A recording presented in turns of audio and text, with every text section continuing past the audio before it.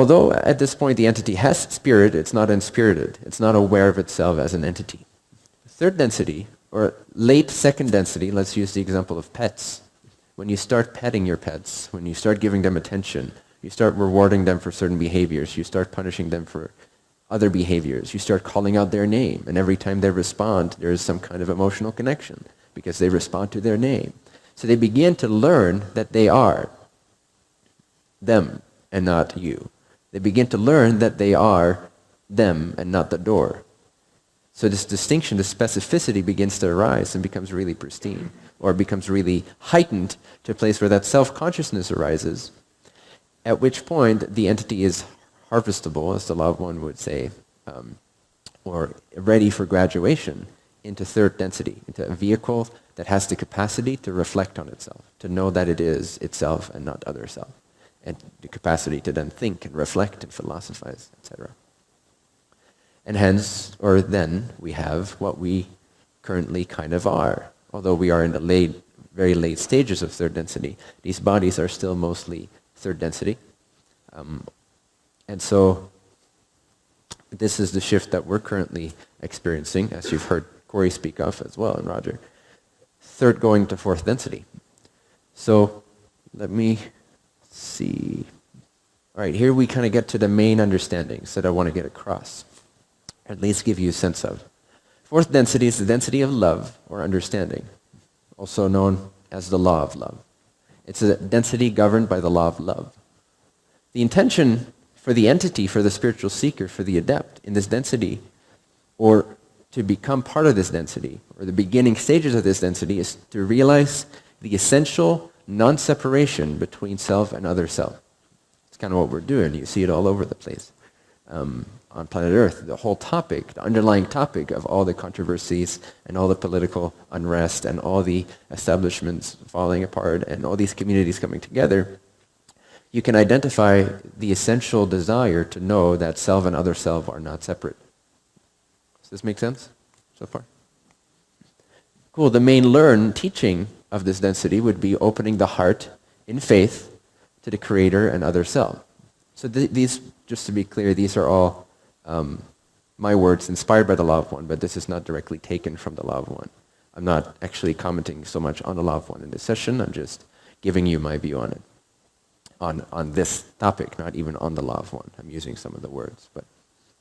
So the main learned teaching of fourth density is opening the heart in faith to the Creator and other selves. Some of the main means that you have to activate that fourth density understanding in yourself is constant acts of service to others, opening the heart to other selves. This didn't make it into the slide, but faith, just having faith, not knowing, being okay with not knowing, just having faith, trusting. That's an act of opening the heart. It's an act of believing that you're one. It's an act of believing that all is connected to what you are, taking care of you. Trust and transparency between oneself, the levels of one's own psyche, and then extend that towards other self. Community, one of the main means, and empathic social interactions, or the beginnings of a social memory complex.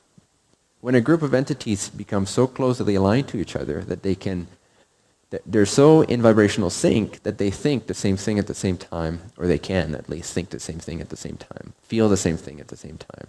So we call that telepathy. It's really just harmony. It's really just resonance, right? If you achieve that resonance with another, you will have the same thoughts. You will have the same feelings. You can peek into each other's experience.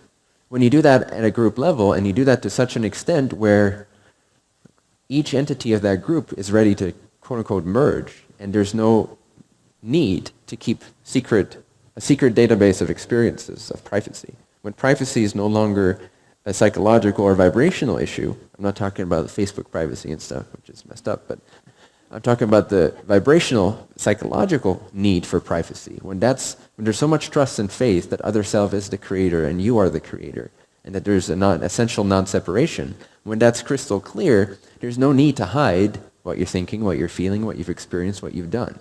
There's also, therefore, acceptance and forgiveness of self. Third, going into fourth density, some of the sub-lessons you could define would be opening the heart of self in love to other selves. Discover your calling, what's your purpose, what makes you tick, why are you here, what's your blueprint, and start acting on that.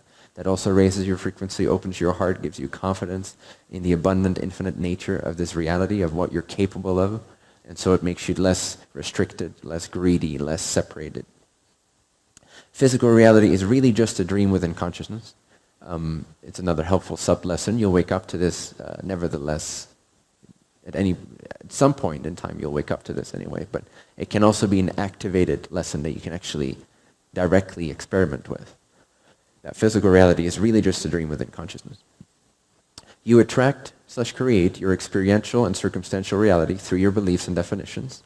Most of you already believe this or at least know about it, and some of you have already practiced this for many years. All things are interconnected. Most of you already understand that as well, but again, how much of it is intellectual and how much of it is taken beyond the mind? How much of that interconnectedness can you see, experience? So you can do certain practices to increase that awareness so that it becomes real. It's not just something you talk about with your friends because it's a cool concept, which is also cool, but that's shallow awakening. Deep awakening is where it becomes experiential, which has always been my drive, how to take all this, make it as intellectually appealing as possible, but in such a way that it actually drops the participant or the adept into a real experience of it, because if it's not really experienced, it doesn't really transform the entity's perspective, and it doesn't really upgrade to another density. Compassion, one of the sub-lessons. Compassion, you could also say tolerance and patience. The knowledge that you have a higher mind and a higher self, just that alone, just that awareness of, oh, I'm not just here as a single entity having to take care of everything and control everything. I actually have support. It is actually guided by a cosmic self. Just that awareness alone begins to settle into fourth density as well. This life is one of many. Just again, understanding the bigger context of things. Genuine care about the collective. Common challenges and attachments to transcend when letting go of third density vibrations.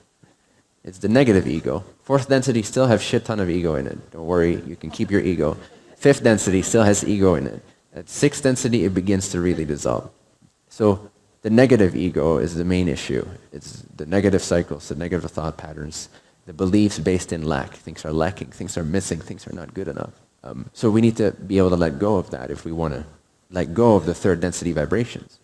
I think Bashar once said something like, instead of trying so hard to become a fourth density entity, just stop being a third density entity. That was paraphrased.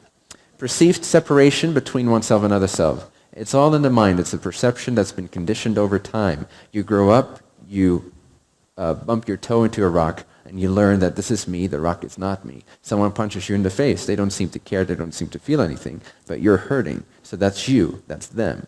So there's an environmental aspect to this conditioning, let alone the whole psychological, societal conditioning, which is especially the ones that we have to clear from our fields.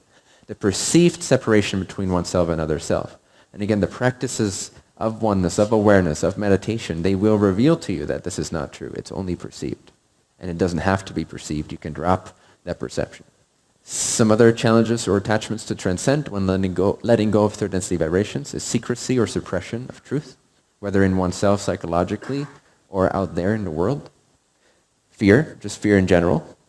And again, when we start knowing that all is interconnected, that we are a cosmic being, that all is guided, then the fear begins to drop away. So that whole knowing you have a higher mind and a higher self is very helpful too. Shame, guilt, hatred, anger, resistance, insistence, or expectations, which are all linear time-based. The reason we are often so worried is because we're always projecting into the future. We have these patterns, we have these fears, these like beliefs, and we project that into a linear timeline. And if things don't seem to go the way we think they should in order for us to be safe and secured, we will feel that resistance, that insistence, the stubbornness, the expectations. Time to let go of that. Really just trust, open the heart in faith to the Creator. We are either one or we're not all one. Linear thinking, planning, kind of same thing. Externalized physical reality worldview, or Newtonian thinking and feeling. Just this basic standard thing we are conditioned with. It's very similar to perceived separation between myself and yourself. It's just that sense of things are physical, things are dense, things go by gravity, by inertia, and all that whole sense also needs to kind of dissolve or at least become more fluid and malleable. All right, that's the brief overview of third density going into fourth density and some of the spiritual lessons that need to be learned.